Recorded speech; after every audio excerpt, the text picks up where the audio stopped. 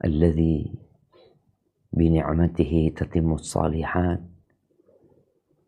Segala puji bagi Allah Jalla Jalaluh, yang karena nikmatnya kebaikan-kebaikan menjadi sempurna.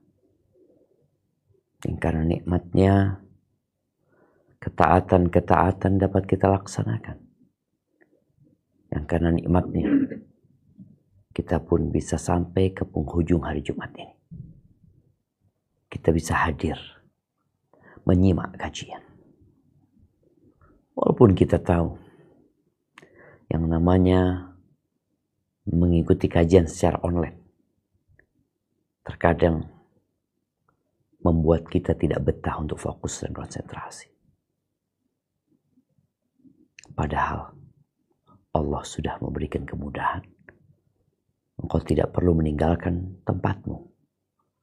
Engkau tidak perlu mengeluarkan ongkos untuk bensin. Engkau tidak perlu berlelah-lelah untuk PP ke tempat kajian dan pulang menuju ke rumahmu. Tapi ternyata kemudahan bukan menciptakan kekuatan. Kemudahan membuat sebagian kita semakin lemah. Kemudahan membuat sebagian kita menjadi jauh dari kesuksesan. Semoga Allah menyempurnakan nikmatnya untuk kita semua, agar kita bisa bersanding bersama para nabi, bersama para syuhada, bersama para siddiqin, bersama orang-orang yang diridhai Allah Azza wa Jalla.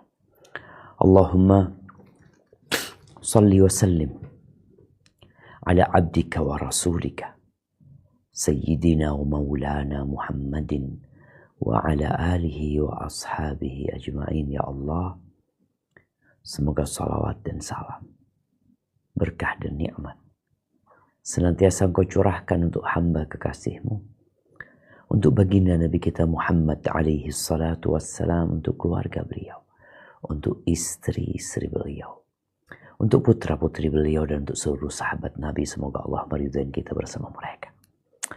Amma ba'd. Allahumma ballighna Ramadan. Ya Allah, sampaikan kami ke bulan Ramadan. Ya Allah, selamatkan kami untuk bisa hadir di bulan Ramadan dan selamatkan Ramadan buat kami. Ahibati fillah. Tanggal berapa hari ini? Sebagian dari umat Islam di berbagai penjuru dunia masih berefuria dengan tahun baru. Kita masuk tahun 2025. Kita masih di awal bulan, di penghujung bulan Januari tahun 2025. Sadarkah engkau sebagai seorang muslim, engkau adalah insan yang spesial? Kenapa? Karena engkau tahu kenapa engkau diciptakan. Karena engkau juga tahu apa yang diturunkan oleh penciptamu. Karena engkau juga tahu bahwa kemuliaan dan kehormatan bukan dengan mengekor, tapi dengan mentaati dan menuruti perintah Sang Pencipta, Rabbul Alamin. Ya, Dia penguasa alam semesta ini. Dia pemilik jagat raya ini. Tidak ada satupun daun yang jatuh kecuali dengan izinnya. Tidak ada satupun debu yang berterbangan kecuali dengan izinnya. Tidak ada satupun biji yang tertanam di dalam tanah yang tumbuh kecuali dengan izin. Maka ahibati fillah, mengajak semuanya untuk menjadi muslim yang kafah. Karena Allah mengatakan, ya ayyuhalladzina amanu dkhulu fis silmi kafah. Wahai orang-orang beriman, masuklah kalian ke dalam Islam secara kafah. Ya, dimanapun teman-teman di Nestle umpamanya, ketika kerjanya setengah-setengah di perusahaan tersebut, di perusahaan mana-mana saja, ketika dia nggak seutuhnya bekerja, maka dia nggak akan benar-benar bekerja. Hati dia ada di tempat lain. Pikiran dia ya ada di lembah yang berbeda, ada di perusahaan yang berbeda. Maka Islam memerintahkan kita untuk masuk ke dalam agama ini secara kafah. Tapi sebagai contoh, kita akan baca firman Allah di surat At-Taubah ayat 36. Nah, silahkan dibaca. Bismillah. Inna iddatash shuhuri 'indallahi 12 syahran fi kitabillahi yawma khalaqas samawati wal arda minha arba'atul hurum dzalika ad-dinul qayyim fala tadlimu fihinna anfusakum waqatilul musyrikina kaffatan kama yuqatilunakum kaffah wa'lamu annallaha ma'al muttaqin. Sesungguhnya bilangan bulan pada sisi Allah ialah 12 bulan. Dalam ketetapan Allah, di waktu Dia menciptakan langit dan bumi, di antaranya 4 bulan haram. Itulah ketetapan agama yang lurus, maka janganlah kamu menganiaya diri kamu dalam bulan yang 4 itu. Dan perangilah kaum musyrikin itu semuanya, sebagaimana mereka pun memerangi kamu semuanya. Dan ketahuilah bahwasanya Allah beserta orang-orang yang bertakwa. Barakallahu fiik. Ada apa dengan ayat ini? Ayat yang mungkin sebagian kita sering membacanya ketika dia menghatamkan Al-Quran. Dia akan melewati ayat ini. Ini sebuah pernyataan. Sebuah pengumuman kepada seluruh makhluk. Bahwa Allah SWT sudah menetapkan 12 bulan. Pada hari penciptaan langit dan bumi. Itu ada dalam ketetapan Allah. Ada tercatat di Lauhul Mahfuz. 12 bulan. Di antara 12 bulan ini Allah sebutkan. Minha arba'atun hurum. Ada 4 bulan haram. Di mana kita akan dapatkan bulan haram ini? Apakah dari Januari sampai Desember ada 4 bulan haram? Bulan apa ya? Maret? April? Atau Desember? Tidak ada. Yang namanya bulan itu ditetapkan dengan rembulan. Yang namanya bulan itu ditetapkan dengan rembulan. Sedangkan bulan-bulan yang ditetapkan oleh manusia sekarang, Januari sampai Desember, itu menggunakan mentari bukan rembulan.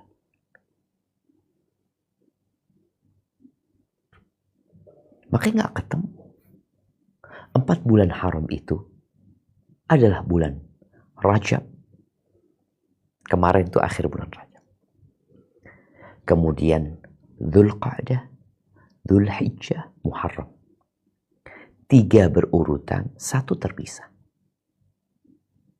Ini bulan-bulan ini mengandung makna yang agung. Allah katakan bulan haram.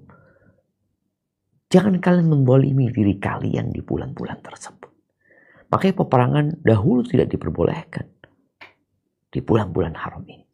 Bahkan orang-orang musyrikin di kota Mekah yang mereka belum terpengaruh dengan budaya-budaya luar sana. Kecuali budaya kesyirikan mereka itu sendiri. Mereka masih menghargai bulan-bulan ini. Kita nih yang sudah muslim. Bagaimana penghargaan kita terhadap 4 bulan ini? Sebagian kita kenal aja enggak. Tahu aja enggak. Gimana dia akan memberikan penghormatan dan penghargaan? Kenal aja enggak? Coba sebutin 12 bulan yang ditetapkan Allah Azza wa Jalla. Muharram, Safar, Rabiul Awal, Rabiul Akhir. Rabiul Awal, Rabiul Akhir. Jumadil Awal, Jumadil Akhir. Jumadal Ula, Jumadal Akhirah. Terus Rajab dan Sya'ban, Rajab, Sya'ban, Ramadan, Syawal, Zulqa'dah, Zulhijjah. Zulqa'dah, Zulhijjah. Barakallahu fiik. Nah, kasih hadiah yang bisa jawab barusan. Nah, jemaah. Alhamdulillah masih ada yang hafal. Ada. Tapi nggak banyak. Dan alhamdulillah Anda melihat anak-anak TK kadang-kala lebih pintar daripada bapak dan emaknya. Dia hafal yang tidak dihafal orang tuanya. Dia mengetahui yang tidak diketahui orang tuanya. Maka ahibati fillah, kita sekarang masuk ke bulan Sya'ban. Yang pergantian bulan dalam agama kita ini bisa dilihat oleh kebanyakan orang. Kenapa? Karena tinggal lihat dia. Hilal. Malam ini nih, antum mungkin akan melihat hilal. Di ufuk barat sana. Muncul hilal. Oh, malam tanggal 2 sudah. Atau malam tanggal 3 nantinya. Terus seperti itu. Dan ada, ini bukan bulan sabit ya. Jadi yang dilihat itu bulan sabit. Yang ditampilkan bulan purnama ya. Jadi bulan sabit. Lahirnya bulan itu seperti sabit. Makanya tadi, kenapa orang dulu itu bisa tahu tanggal berapa tanpa punya kalender? Dari mana dia tahu? Kalau dengan matahari, sulit. Tapi dengan rembulan, tiap malam dia lihat tuh bulan. Oh, kayaknya sekarang tanggal 13. 14, 15, 16, 17, terus seperti itu. Tapi kebanyakan orang udah nggak perhatian dengan hal itu ya. Dulu mereka perhatian.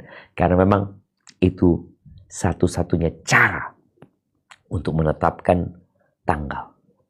Pada saat ya kebanyakan orang nggak bisa membaca, nggak bisa menulis. Sekarang alhamdulillah.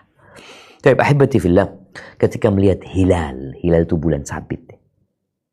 Hilal yang menunjukkan lahirnya hilal, menunjukkan masuk bulan baru, bulan Sya'ban, kita dianjurkan untuk membaca doa. Dia ada beberapa mungkin bisa ditampilkan. Anak tadi udah kirim doa ketika melihat hilal ya. Ini Allahumma ahillahu alaina bil yumni wal iman, dalam riwayat dikatakan bil amni wal iman wassalamati wal islam rabbi wa rabbukallah.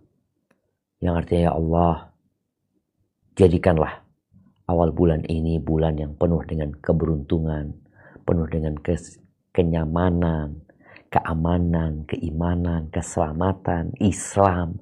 Tuhanku dan Tuhanmu adalah Allah. Subhanallah ya. Seakan-akan setiap kita masuk awal bulan kita perlu memohon kepada Allah. Kita perlu juga membuat sebuah pengakuan bahwa bulan, engkau itu makhluk. Engkau bukan Tuhan. Tuhanku dan Tuhanmu satu, Allah Azza wa Jalla. Karena ada yang menyembah rembulan. Dan ada pula yang menyembah matahari. Jamaah rahimakumullah. Apa yang dilakukan Nabi SAW di bulan Sya'ban? Kita bicara kita mau nyambut bulan Sya'ban. Ngapain kita di bulan Sya'ban? Kita tidak bicara bulan Februari. Kita bicara bulan Sya'ban. Ternyata Rasulullah SAW di bulan Sya'ban ini beliau banyak sekali berpuasa sunnah. Ya, yang tidak punya utang. Sedangkan bagi yang punya hutang, khususnya emak-emak ini, bayar nih hutangnya. Ini bulan terakhir untuk melunasi hutang. Aisyah radhiyallahu ta'ala anha berkata, di hadis yang diriwayatkan Imam Bukhari dan Muslim, "Ma ra'aitu Rasulullah sallallahu alaihi wasallam istakmala siyama syahrin qat illa Ramadan." Aku enggak pernah ngelihat Nabi SAW puasa sebulan penuh kecuali bulan Ramadan. Wa ma ra'aituhu fi syahrin akthar siyaman minhu fi Sya'ban. Dan aku tidak pernah melihat beliau dalam satu bulan puasanya banyak seperti puasanya beliau di bulan Sya'ban. Bahkan di beberapa Riwayat dikatakan kana yasumu Sya'ban kullahu. Beliau puasa Sya'ban full. Semuanya. Dan dikatakan riwayat Muslim kana yasumu Sya'ban illa qalila. Beliau puasa Sya'ban full, kecuali dikit lah. Ada beberapa hari yang beliau tidak berpuasa. Ahibati fillah. Kenapa beliau banyak puasa di bulan Sya'ban? Ternyata memang bulan Sya'ban ini menjadi bulan yang orang-orang melalaikan beramal di dalamnya. Yang ada dalam benak banyak orang sekarang. Nih teman-teman di Nestle ini. Apa yang dilakukan? Persiapan buat Ramadan. Persiapan. Bagaimana orang berbuka dengan susu. Bagaimana orang berbuka dengan ini. Bagaimana produk-produk ini bisa dikonsumsi di bulan Ramadan. Iya. Sebagai sebuah perusahaan wajar memikirkan hal itu. Tapi pertanyaannya sebagai seorang muslim, apa persiapanmu? Bulan Sya'ban ini ngapain? Gitu? Apakah engkau mempersiapkan makanan pokok? Mempersiapkan takjilan untuk selama 1 bulan? Engkau beli susu yang membuat engkau lebih kuat untuk berpuasa di bulan Ramadan. Ternyata nggak kayak gitu. Kuat di bulan Ramadan itu tidak dengan makan makanan yang bergizi di bulan Ramadan. Tapi dengan apa? Dengan engkau berpuasa di bulan Sya'ban. Mulai puasa di bulan Sya'ban. Usamah bin Zaid radhiyallahu ta'ala anhu, di hadis riwayat Imam Ahmad, dia pernah berkata kepada kekasihnya Rasulullah sallallahu alaihi wasallam. Dia mengatakan, "Walam araka tasum fi syahrin ma tasumu min Sya'ban." Aku enggak pernah melihat engkau puasa dalam 1 bulan seperti puasamu di bulan Sya'ban. Apa rahasianya? Maka beliau menyampaikan rahasia tersebut. Dzaka syahrun yaghfalun nasu anhu. Ini bulan yang orang-orang melalaikan. Baina Rajab Ramadan. Yang posisinya antara bulan Rajab dan bulan Ramadan. Tapi bulan Rajab, bulan haram. Ramadan, bulan turunkannya Al-Quran dan bulan puasa. Ini bulan orang melalaikannya. Padahal zaman dulu orang nggak kenal sama Januari, Februari nggak kenal. Artinya orang-orang yang berada di kota Mekah, kota Madinah nggak kenal. Ternyata mereka lalai dengan bulan Sya'ban ini. Karena dia terjepit. Orang fokus ke bulan Rajab dan fokus ke bulan Ramadan. Sya'bannya, ya, entah dia persiapan Ramadan dengan bahan-bahan makanan kadang-kala. Maka kata Nabi SAW, وَهُوَ شَهْرٌ تُرْفَعُ فِيهِ الْأَعْمَالِ إِلَىٰ رَبِّ الْعَالَمِينَ. Dan di bulan Sya'ban ini, amalan manusia diangkat menuju kepada pencipta, pemilik, penguasa jagat raya ini. فَأُحِبُّ أَنْ يُرْفَعَ عَمَلِي وَأَنَا صَائِمٌ. Dan aku ingin amalanku diangkat dalam kondisi aku berpuasa. Kenapa coba? Karena kita tahu ibadah yang paling spesial itu ibadah puasa. Semua amalan itu ada perhitungannya yang sudah Allah tetapkan. Ya, kita tahu sedekah dilipat gandakan jadi 10 kali lipat sampai 700 kali lipat. Baca Quran 1 huruf 10 kebaikan. 1 dipatkan jadi 10. Ada hitungannya. Sedekah seperti itu, kemudian pahala umroh kita tahu, kemudian pahala sholat juga Allah sudah jelaskan. Tapi puasa enggak. Qala Allah Azza wa Jalla, kata Nabi SAW, illa shaum fa innahu li, kecuali puasa. Puasa itu milikku. Wa ana ajzi bihi. Dan aku memberikan balasan khusus tuh buat orang yang puasa. Jadi berapa pahalanya? Ya Allah yang akan kasih. Terserah Allah Azza wa Jalla. Kenapa? Yada'u ta'amahu wa syarabahu wa syahwatahu min ajli. Kata Allah, nih orang meninggalkan makan, minum, syahwatnya karena aku. Allahu Akbar. Orang yang puasa itu gak kelihatan dia sedang berpuasa. Nggak ada tandanya. Ya kalau orang sholat kita tahu dia berdiri menghadap kiblat, dia ruku, dia sujud, dia sedang sholat. Kalau lihat orang baca Quran kelihatan dia baca Quran. Kalau lihat orang sedekah dia ngeluarin duit dia berikan. Umroh, oh apalagi.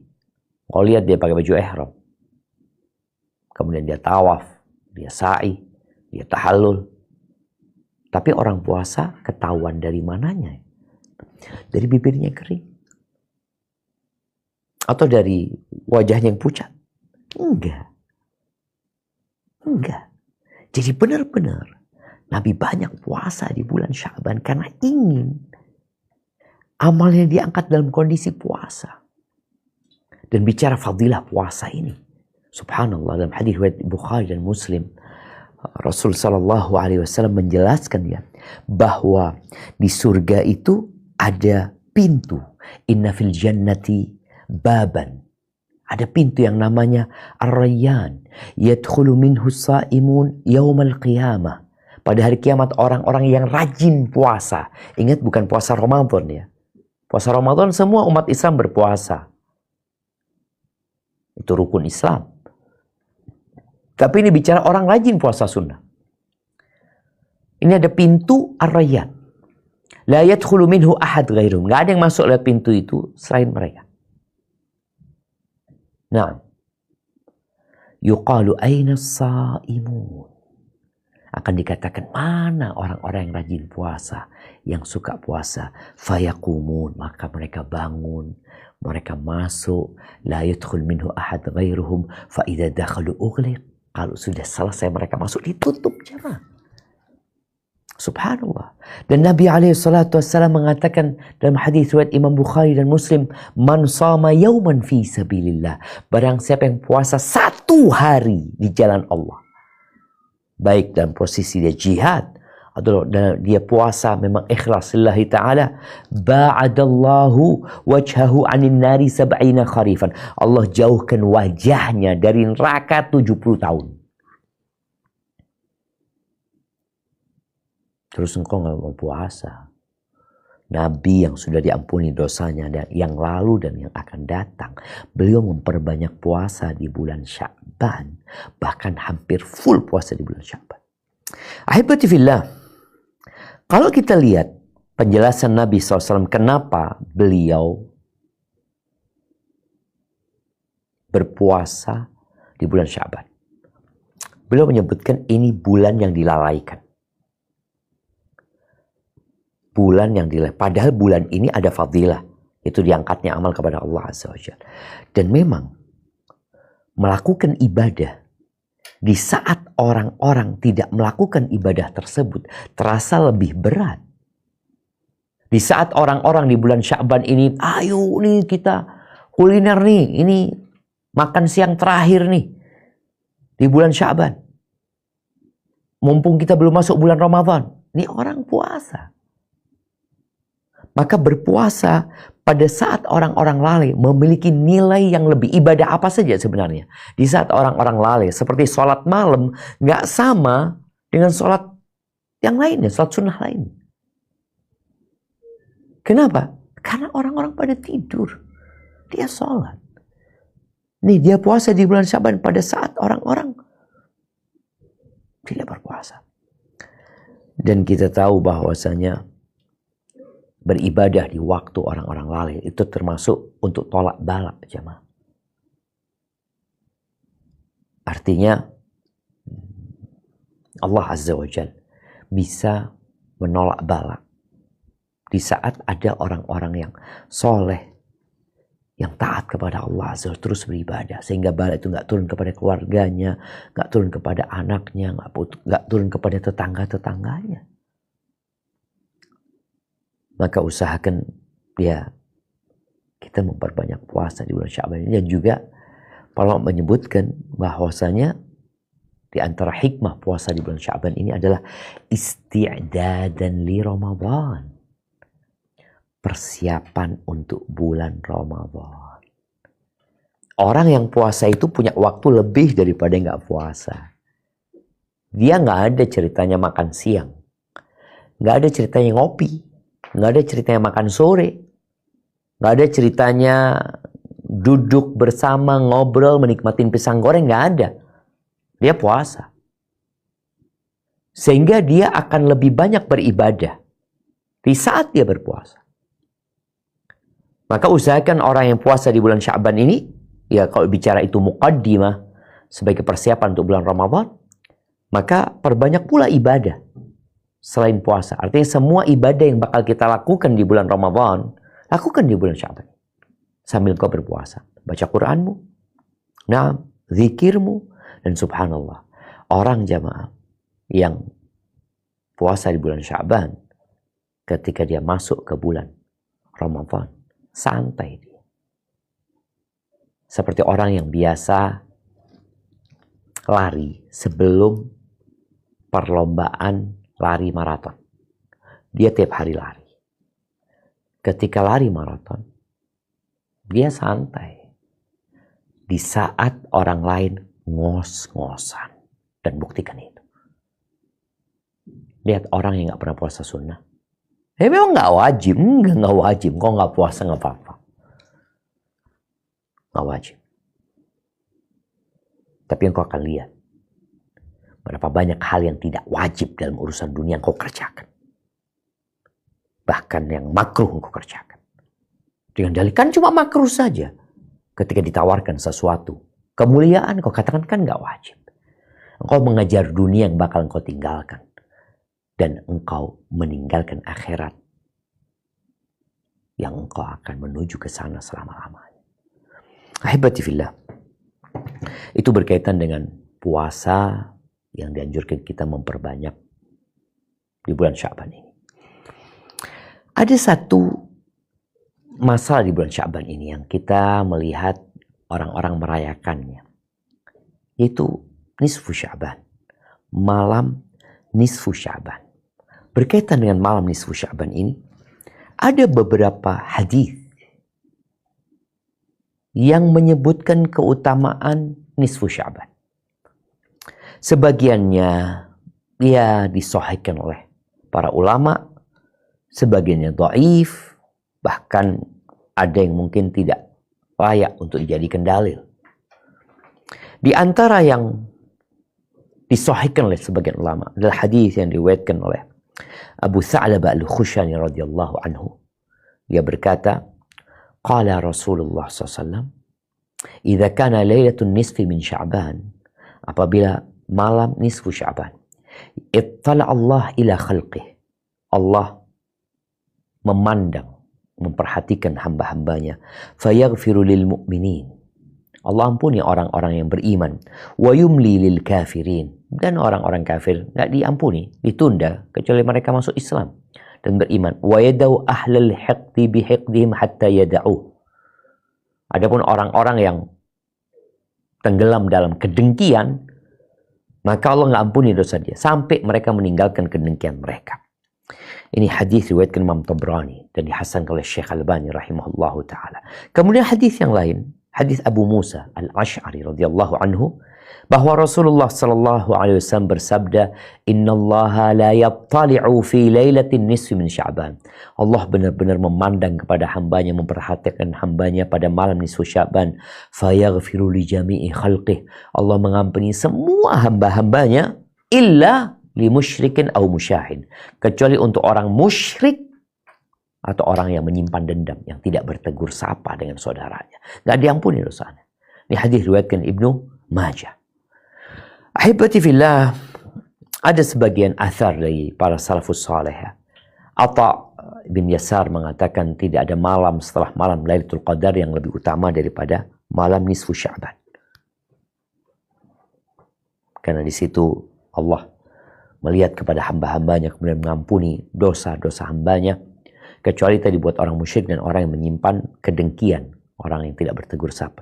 Namun ahibati fillah, hadis yang tadi kita bacakan bukan berarti ada perayaan khusus di malam nisfu Sya'ban. Ada hadis yang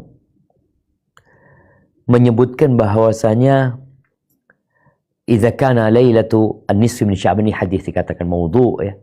Apabila malam nisfu Sya'ban, maka kalian hidupkan malamnya, puasa di siang hari. Enggak, hadis enggak sahih. Terus ya udah, engkau ibadah di malam nisfu Sya'ban, tinggalkan dosa. Engkau perbanyak ibadah tapi tanpa ada perayaan tersendiri. Malam tanggal 15-nya memang dianjurkan puasa, tapi bukan pengkhususan. Ini sebagai peringatan buat kita semua agar kita benar-benar ya beribadah itu sesuai dengan sunnah. Nabi SAW, beliau di bulan Sya'ban memperbanyak puasa sunnah, dan tentunya bersama puasa ada ibadah-ibadah lainnya yang membarengi puasa ini. Adapun di malam nisfu Sya'ban, ya silahkan orang yang mau beribadah tanpa mengkhususkan dengan ibadah tertentu, jamaah. Terus mungkin sebagian kita berpikir gimana puasanya? Puasa banyak puasa ini seperti apa gitu? Apakah puasa Senin Kamis? Silahkan puasa Senin Kamis. Atau mau puasa sehari berbuka. Atau enggak mau nyambung. Aku mau puasa 2 pekan. Atau sepekan dia puasa, kemudian istirahat 2 hari, kemudian puasa lagi. Silahkan. Puasanya bebas karena disebutkan dalam hadis Aisyah radhiyallahu anha, Nabi puasa hampir full, artinya nyambung puasanya beliau alaihi salatu wassalam. Taib, itu yang dapat Anda sampaikan. Mungkin kita masuk ke sesi tanya jawab. Anda kembalikan ke moderator. Jazakumullah khair. Alhamdulillah, untuk selanjutnya saja tanya jawab bisa dipandu oleh Akhi Ervin Arianto. Tafadhol. Baik, terima kasih. Bismillah, ada 6 pertanyaan, beberapa juga sudah terjawab. Yang pertama dari rekan Bambang. Assalamualaikum, izin bertanya, kalau menjalani puasa Daud, berapa hari menjelang Ramadan untuk berhenti ya? Apakah 2 hari menjelang Ramadan atau ketika sudah masuk nisfu Sya'ban? Masya Allah, barakallahu fiik. Naam, ahibati fillah. Ya, ini pertanyaan berkaitan dengan adanya pendapat bahwa puasa setelah nisfu Sya'ban itu makruh. Ada hadisnya, Anda bacakan. Anda tadi tidak bahas itu karena memang terbetik di hati anak, akan ada yang menanyakan hal itu nantinya. Ini hadis riwayat Imam Ahmad, Abu Daud, Tirmidzi. Bunyi hadisnya, "Idzan tasafa Sya'ban fala tasumu hatta yakuna Ramadan." Apabila masuk nisfu Sya'ban, pertengahan Sya'ban, kalian jangan puasa sampai Ramadan. Jadi seakan-akan puasa Sya'ban itu sampai nisfu Sya'ban aja. Hadis ini diperselisihkan oleh para ulama. Ada sebagian ulama yang mensahihkan dan jumhur ulama tidak mensahihkan hadis ini. Kenapa? Karena terbukti Nabi SAW puasa sampai hampir full di bulan Sya'ban. Juga ada hadis yang mengatakan kalian jangan berpuasa sehari atau 2 hari sebelum Ramadan. Kecuali orang yang biasa puasa. Ya udah puasa sunnah. Jadi kita nggak sengaja gitu loh. Anda mau puasa sehari sebelum Ramadan. Ya enggak. Kok perbanyak puasa sunnah. Jadi kalau orang sudah biasa puasa sunnah, puasa Senin Kemis atau puasa Senin Kemis, kemudian sampai tanggal 29 Sya'ban ternyata hari Kemis. Boleh dia puasa? Puasa nggak apa-apa. Memang dia biasa puasa Senin Kemis. Atau dia memang puasa Daud. Atau dari awal dia memang niat puasa 2 hari puasa, sehari berbuka umpamanya. Dan waktu puasa ternyata sehari sebelum Ramadan. Nggak apa-apa. Karena memang jumhur ulama berpendapat hadis-hadis yang menjelaskan puasanya Nabi SAW dan ucapan Nabi SAW berkaitan dengan setelah nisfu Sya'ban itu menunjukkan diperbolehkannya puasa di sana. Walaupun ada yang berusaha untuk menggabungkan antara larangan ini dan adanya perbuatan Nabi SAW dan ucapan Rasul SAW berkaitan dengan puasa Sya'ban ini. Akhirnya mereka mengatakan ya yang biasa puasa sebelum nisfu Sya'ban ya silahkan dilanjutkan gitu. Tapi kalau orang ini baru mulai puasa, nanti aku mau puasa tanggal 15 Sya'ban, ya boleh. Tapi dia nggak puasa sebelumnya Ustaz.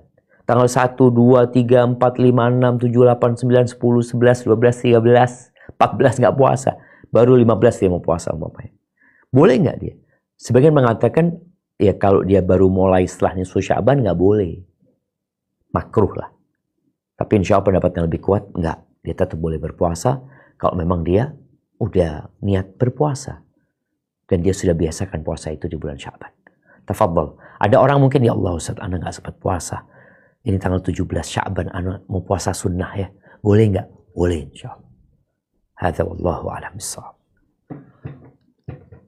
Jazakallahu khairan Ustadz untuk jawabannya. Selanjutnya dari Akhi Lambang. Bismillah, tanya Ustadz. Untuk istri yang baru hamil seumuran 1,5 bulan, apakah diwajibkan untuk berpuasa? Yang dialami saat ini adalah terkadang mual. Syukron. Jazakallahu khairan. Barakallahu fiik. Naam ahibati fillah. Berkaitan dengan wanita hamil. Apakah dia wajib berpuasa? Apabila dia sehat dan mampu berpuasa, maka hendaklah dia berpuasa. Jadi puasa ini wajib buat yang baligh, yang akil, yang sehat, yang tidak musafir. Itu wajib dia berpuasa. Tapi kalau dia umpamanya nggak mampu, karena bicara orang hamil, kondisi orang hamil itu berbeda-beda ya. Subhanallah jemaah. Ya, ada wanita hamil yang tadi lemes ya. Karena terkadang masalahnya fisiknya nggak dilatih. Jemaah, tubuh kita ini titipan dari Allah. Tubuh kita ini kendaraan menuju kepada Allah Azza wa Jalla. Maka orang yang kendaraannya nggak dirawat dengan baik, ya kalau kita lihat kita punya motor yang mengantarkan kita tiap hari ke tempat kerja kita, ini ke Nestle. Tiap hari diantarkan ke sana. Tapi kita nggak pernah merawat tuh motor, nggak pernah mandiin, nggak pernah ganti oli. Ya motor itu akan rusak gitu. Begitu pula dengan orang yang tidak menjaga fisiknya. Seperti seorang tadi dikatakan wanita nggak pernah olahraga, nggak pernah puasa sunnah, nggak pernah menjaga itu kendaraan. Ketika masuk waktu puasa, ya berat banget buat dia. Sekarang ada beberapa video ya yang membandingkan antara orang-orang yang rajin berolahraga dan orang-orang yang tidak rajin berolahraga. Orang yang rajin berolahraga dalam kondisi hamil, perutnya besar, dia tetap bisa beraktivitas. Dia bisa lari, nggak ada masalah. Tapi orang yang tidak biasa berolahraga, ya mau bangun aja butuh bantuan orang dia jemaah. Maka apabila tadi kondisi wanita hamil ini sehat, mampu berpuasa, dia berpuasa. Tapi ketika dia tidak mampu, kalau dia berpuasa bisa membahayakan dirinya dan membahayakan bayinya, ya sudah. Dia nggak usah puasa, tapi nanti dia ganti. Ya qadha ketika dia sudah mampu. Itu pendapat jumhur ulama. Hadza wallahu a'lam bissawab. Jazakallahu khairan Ustaz. Selanjutnya pertanyaan dari rekan Vita. Assalamualaikum Ustaz. Waalaikumsalam warahmatullahi wabarakatuh. Semoga Ustadz sekeluarga serta tim SRP dan El-Fadis selalu diberi kesehatan, barakah dan rahmat Allah Subhanahu wa Ta'ala.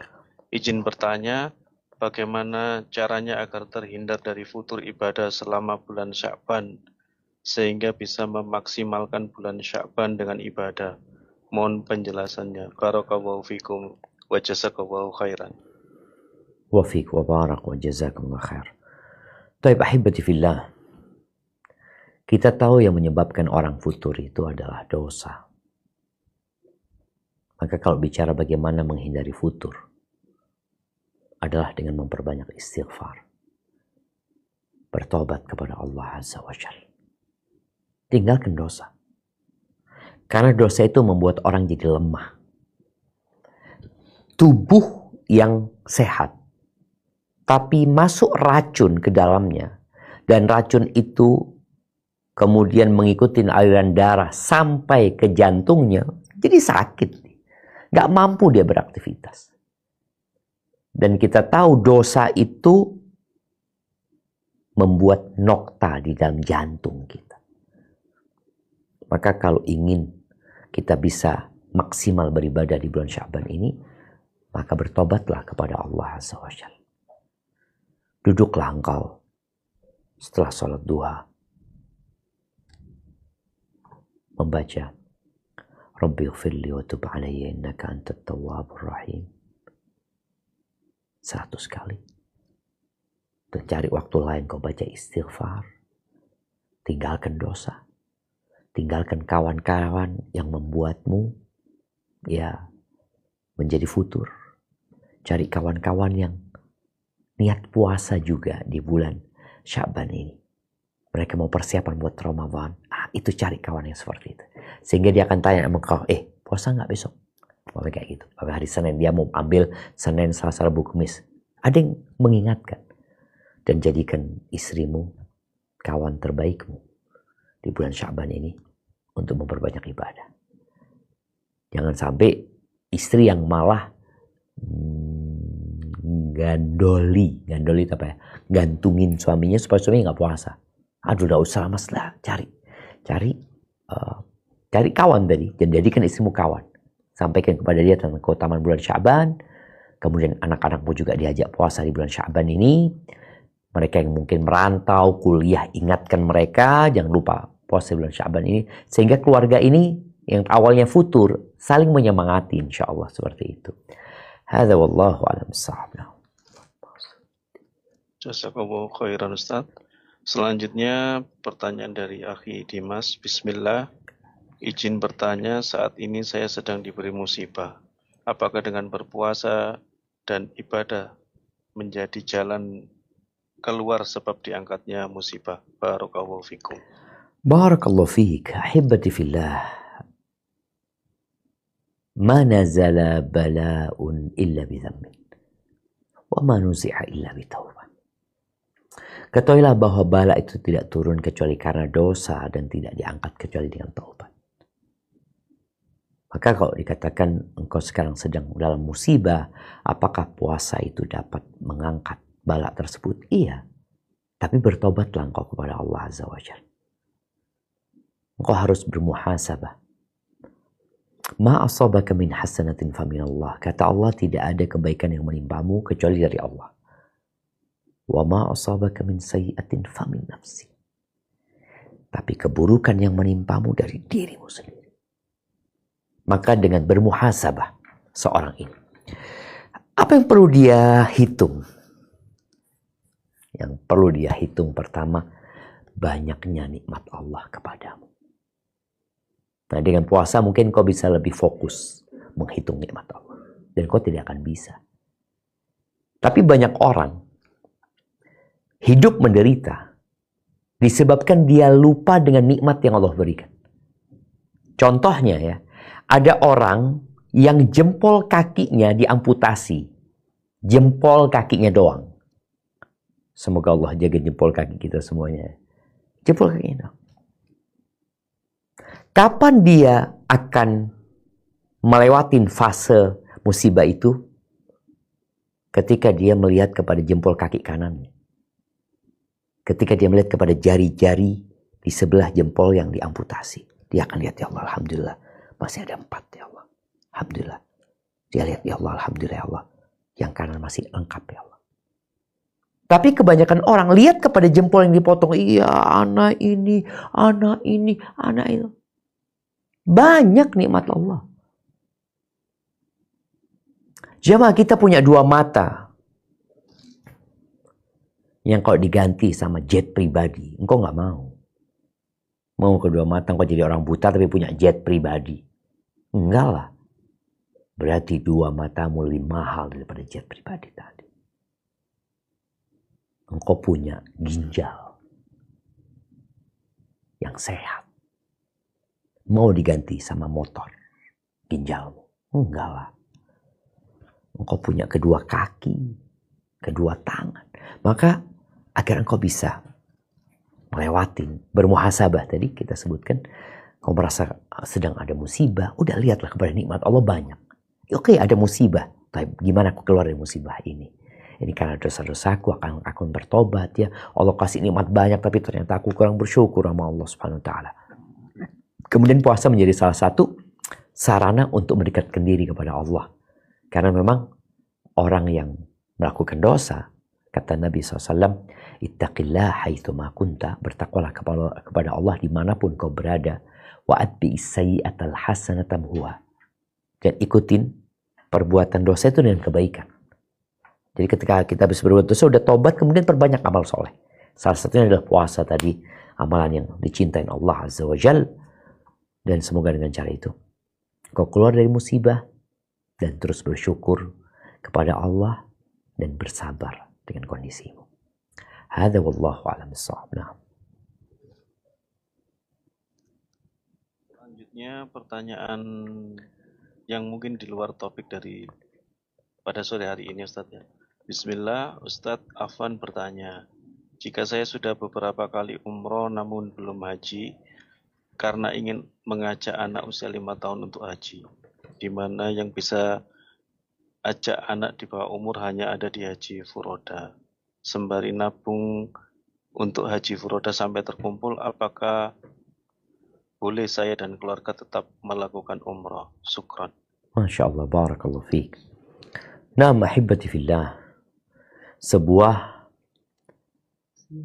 fenomena yang menyenangkan ya. Kita melihat orang-orang berangkat umroh, berangkat haji.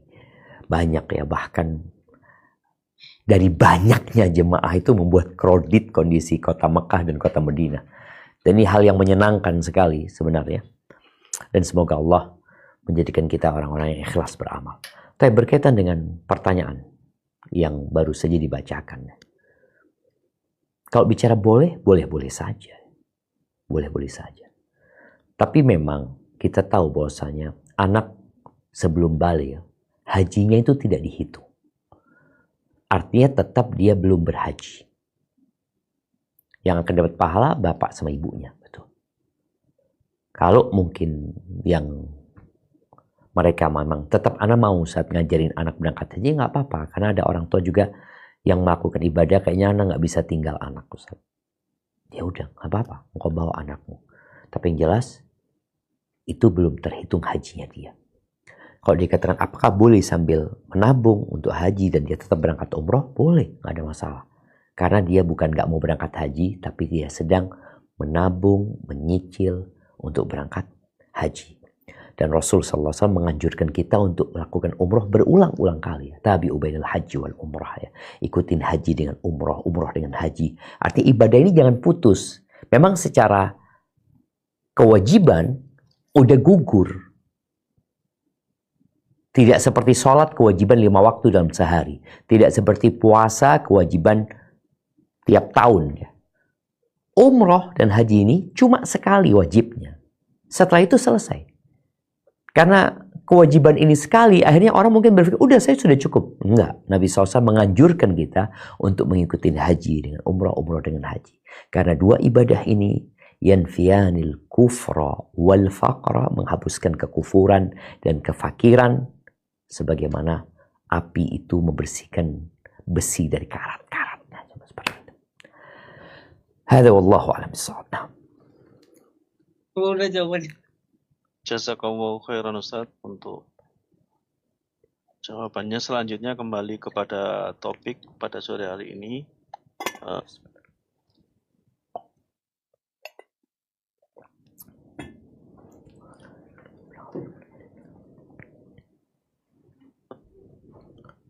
Selanjutnya kembali lagi ke pertanyaan yang sesuai dengan topik pada sore hari ini. Assalamualaikum warahmatullahi wabarakatuh, Ustadz. Waalaikumsalam warahmatullahi wabarakatuh.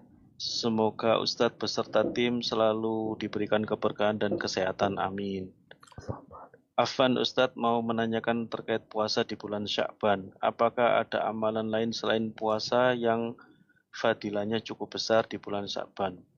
Karena pekerjaan kebanyakan di lapangan atau tidak di kantor.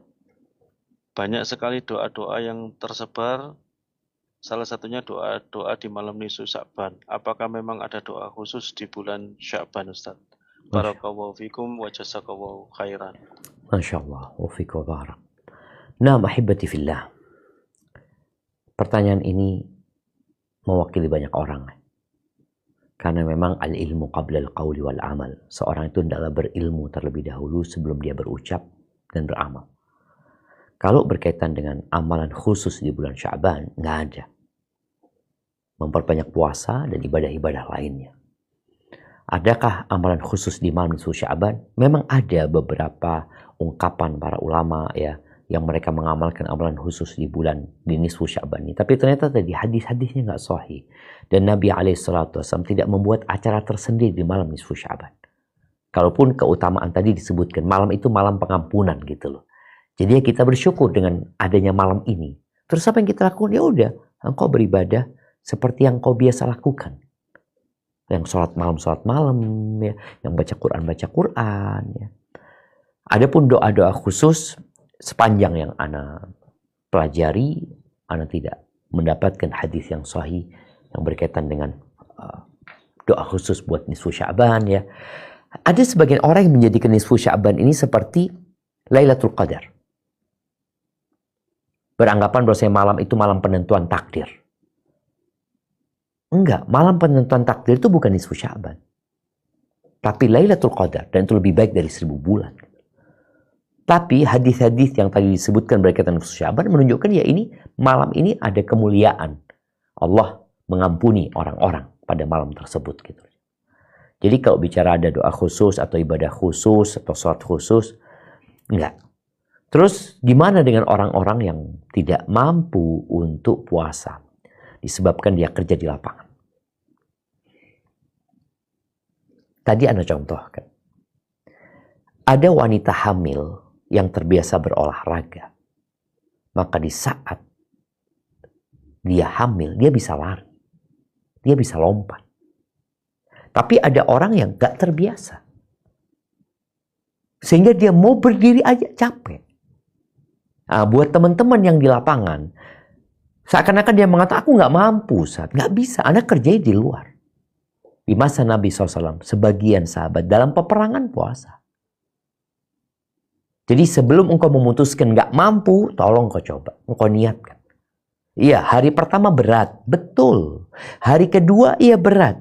Boleh jadi ke-5, ke-6, ke-7. Engkau udah biasa gitu loh. Jadi kalau kita lihat ya, puasa itu kalau mau dipikir-pikir, ya cuma nunda sarapan sama nunda. Memajukan sarapan dengan menunda makan siang. Itu aja. Maka buat teman-teman yang di lapangan, hendaklah mengkonsumsi. Ketika sahur itu dia mengkonsumsi makanan yang bergizi, kemudian minum vitamin atau apa. Sehingga tolong dicoba. Kalau dikatakan persiapan untuk Ramadan, ya tetap harus mempersiapkan diri, berlatih. Selain amalan itu, ya banyak. Kau bisa baca Quran, kau bisa memberi buka orang yang puasa, kau bisa bersedekah, ya. Zikir dan doa tentunya amalan yang paling ringan untuk diamalkan. Maka ingat bulan ini, bulan diangkatnya amalan. Hadza wallahu a'lam bissawab. Jazakallahu khairan Ustaz. Selanjutnya mungkin ini pertanyaan terakhir. Bismillah, Afwan, ada titipan pertanyaan. Ini pertanyaannya di luar topik ya Ustaz ya. Bagaimana sikap kita jika umur sudah cukup untuk menikah dan merupakan anak perempuan satu-satunya di keluarga dan sebagai tulang punggung keluarga? Namun saat diri ingin ikut ta'aruf, ibu selalu melarang dan selalu bilang nanti jika jodohnya akan datang sendiri. Padahal segala sesuatu itu harus ada usahanya, di mana kadang-kadang sikap ibu ke anak perempuan lebih tegas dibanding terhadap anak laki-laki. Barakallahu fiik. Iya, ahibati fillah. Berkaitan dengan anak perempuan yang jadi tulang punggung keluarga. Jadi kadangkala orang tua khawatir. Orang tua takut. Kalau anaknya menikah nanti. Iya. Yang ditakutkan nggak akan lagi membantu orang tua. Maka kekhawatiran itu harus engkau tepis. Engkau ikut ta'aruf nggak harus izin sama orang tua. Dengan harapan nanti ada ikhwan yang datang. Kalau memang tadi kata umurmu sudah cukup untuk menikah. Sejatinya itu tugas orang tua. Untuk menikahkan anaknya ketika sampai umurnya. Tapi kalau orang tua nggak mau, tadi bahasanya, udah biar nunggu aja. Baik, nggak ada masalah orang tua nunggu. Engkau boleh berusaha dengan usaha yang sesuai dengan syariat. Namun ketika nanti engkau menikah, kalau memang engkau tetap ingin membantu orang tuamu sebagai seorang anak yang melihat kondisi orang tuanya, engkau sampaikan kepada calon suamimu, aku mau nikah, tapi karena kondisi orang tuaku yang nggak mampu, aku ingin tetap bekerja untuk bisa memberikan nafkah kepada orang tua. Kecuali suami mengatakan udah aman, orang tuamu jadi tanggunganku juga. Selesai sudah. Seperti itu. Itu bisa menjadi sebuah penawaran kepada pihak laki-lakinya sehingga pernikahan itu diberkahi oleh Allah SWT. Baru setelah itu engkau bilang ngomong sama orang tua atau engkau ngomong sama ikhwan itu nanti supaya datang melamarmu ke orang tua. Tapi ingat jangan sampai melakukan yang haram dalam proses ta'aruf ini. Hadza wallahu a'lam bishawab. Dan ini akhir Jumat, banyak berdoa. Semoga Allah menyampaikan kita ke bulan Ramadan dan mengabulkan doa-doa kita.